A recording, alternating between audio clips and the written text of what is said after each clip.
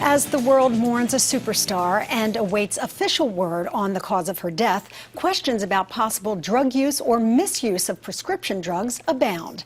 Did they contribute to Whitney Houston's death, or was it just a tragic accident?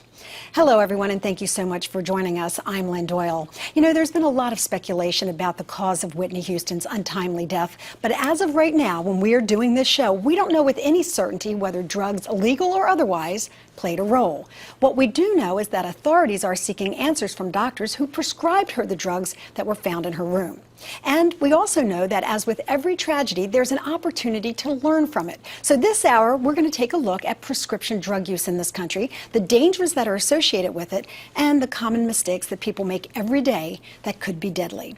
Joining us to provide insight and guidance on this topic is Dr. Jeremy Frank, who is a licensed psychologist and certified addiction counselor who has a private practice in Philadelphia. Dr. Frank, thank you so much for being with us. It's great to be here. I understand that in this country, prescription drug use is at an all-time high. Why is that? Is there any particular reason why Americans are using so many prescribed meds? Probably the innovations in the pharmaceutical industry have made people more aware of these medications and more aware of the illnesses that they treat. So people ask their doctors, and the advances in pain management have been really beneficial to help people in the end of life and to help people after surgery. So for the most part, these are benevolent reasons that are helpful to people. I actually read somewhere that something like 48 million people over the age of 12 say at some point in their lifetime they use prescribed drugs. That sounds like an enormous statistic to me. Are you shocked by it as someone who deals in this field? It's about 20% of the United States population. My understanding is about 1 out of every 2 children will use a prescription drug in the past month, and about 9 out of 10 adults will use a prescription drug also. See, those numbers just absolutely startle me. But the White House released a study that said that in the last decade, prescription drug misuse or abuse had seen a rise of something like 400%. You're not really surprised by that, are you? I think over time, drug and alcohol use has probably stayed about the same. The Greek philosophers used to complain that the boys, the men who were their students, used to drink too much wine, so people would complain about kids today. So I think that these drugs go in and out of vogue depending on the times. Okay, but there are specific types of prescription drugs where people have more difficulty than others. We're not talking about, you know, some of the daily things that people take to keep their hearts beating, or, you know, their blood pressure down, or their cholesterol. We're talking about 3 different areas. It's painkillers, anxiety drugs, and stimulants. Let's talk about what each one of those involves. Like painkillers, for example. What might a common painkiller be?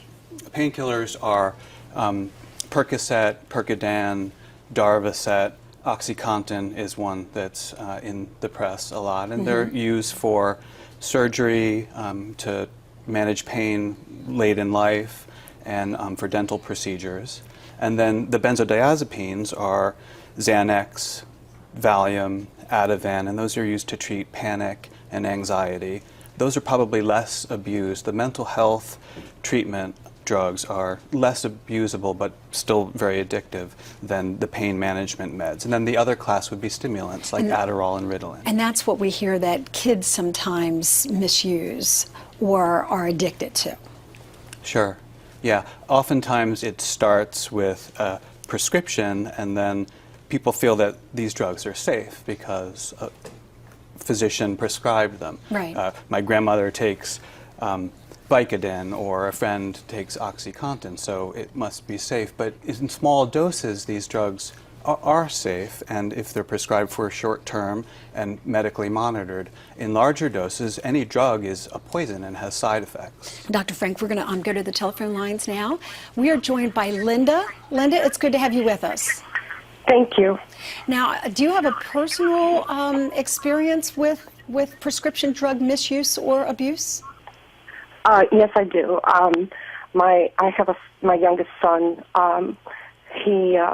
He's 26 years old now. Okay. When he was almost 19, he had a terrible accident with his foot.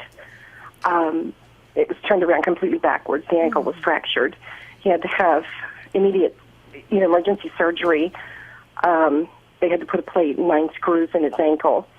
The orthopedic doctor had told me that it was an extremely serious injury and he was going to be in excruciating pain. So he was pretty much laid up for almost completely for almost 3 months. Oh, wow. And during that time, my son was given prescription after prescription of Oxycontin. Now, was that for the pain, to try to manage the pain? That was for the pain. Okay. When it got to a little over 3 months, I had called the doctor and told him, I believe my son is getting addicted, becoming addicted to these pills. Mm-hmm. And of course, he told me, well, he hadn't been on them that long, he could not be addicted to them, and because he was over 18, so nothing I said seemed to matter. Well, let me ask you something, Linda. What made you think that he was getting addicted to it? Was his behavior changing, or was he just, watching the clock for every moment, or, just couldn't live without the idea of taking the pills? Well, I know that he was in an awful lot of pain,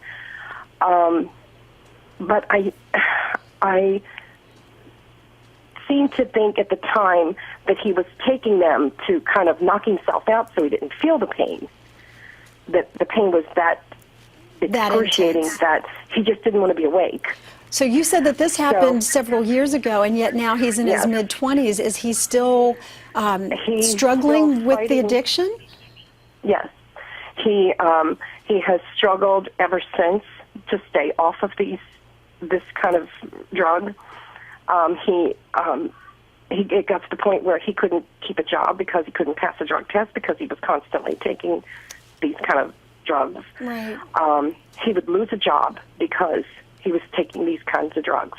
When he wasn't working, he ended up getting in trouble because he didn't have money to buy the pills, so he would get in trouble to get money to buy the pills. Let's bring the expert in here, Linda, and maybe we can help you and your son and others who are watching out. I mean, does this story sound typical to you, Dr. Frank? Have you heard this before? Yeah, very often on a daily basis, people come into my office and they were prescribed drugs for pain, and oftentimes physicians are not trained adequately in addiction medicine. There are addiction psychiatrists and there's addiction medicine, but most physicians generally are not trained in identification of addiction. And I have patients who will say that they told their physician that they were concerned, yet the physician would prescribe medicine anyway. Now, it can be done safely if one is honest with their physician and it's for a short amount of time, and especially if someone's in therapy and they're seeing an addiction psychologist or somebody else, that the physicians, the treatment team are talking. What if someone like this woman's son doesn't have insurance, can't get addiction counseling? I mean, what can we do to help? Without insurance, that's tricky, but the city and states have programs that people can call as Medicare and medical assistance. You can also call some of the treatment rehabs locally, and they can help people through the process. And entry also could be into a hospital, but AA is everywhere, and NA, Narcotics Anonymous. Right. There are meetings on a daily basis all throughout the day. So can Linda, be really helpful. There's some suggestions for you, but as we go to break here, would you say that using those prescription drugs or having that experience has altered your son's life forever? I'm hoping that that's not the case, but I don't know. It could very well be the case. He struggles daily.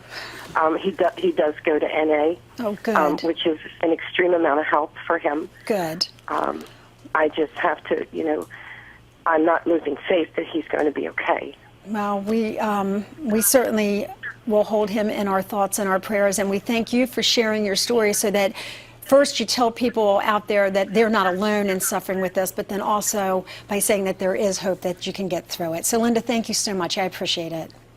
Thank you.